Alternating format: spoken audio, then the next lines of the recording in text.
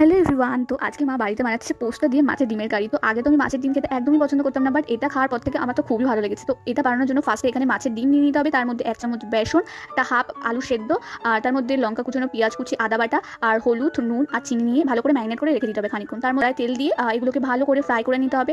আর তারপর আবার সর্ষের তেল দিয়ে কড়ার মধ্যে গোটা শুকনো লঙ্কা, এলাচ, দারচিনি আর লবঙ্গ দিয়ে পেঁয়াজ কুচিতে ভালো করে পেঁয়াজটা ভেজে নিতে হবে। তার মধ্যে লঙ্কা কুচানো, আদা বাটা, রসুন বাটা একে একে এগুলো সব দিয়ে দিতে হবে। তারপর মশলাটা যখন একটু ভাজা ভাজা হয়ে যাবে, তারপর এখানে হলুদ গুঁড়ো, লঙ্কার গুঁড়ো, নুন, জিরে গুঁড়ো সব পরিমাণ মতো এটা দিয়ে দিতে হবে। তার মধ্যে এতে একটু কেচাপ দেওয়া হবে। কেচাপ তারপর এর মধ্যে পোস্ত বাটা দিয়ে খানিকক্ষণ মশলাটা ভালো করে কষিয়ে নিতে হবে। তারপর গরম জল বা এমনি জল দিয়ে ভালো করে এটা ফুটে দিতে হবে। যখন এটা একটু ফুটতে শুরু করবে, তার মধ্যে ভেজে রাখা মাছের ডিমের বড়াগুলো একে একে সব দিয়ে দিতে হবে। তারপর যখন এটা একটু ফুটবে, তার মধ্যে অল্প এলাচ এবং মেথি গুঁড়ো ভালো করে কড়াই একটু ভাজা ভাজা করে নিয়ে ওটা গুঁড়ো করে এর মধ্যে দিয়ে দিতে হবে। ব্যাস, এটা করলেই আমাদের এখানে মাছের ডিমের কারি রেডি হয়ে যাবে। তো তোমরা অবশ্যই বাড়িতে ট্রাই করে দেখো, খুবই ভালো লাগবে। তো আরও নতুন নতুন ভিডিওর জন্য চ্যানেলটাকে প্লিজ সাবস্ক্রাইব করে দিও। বাই।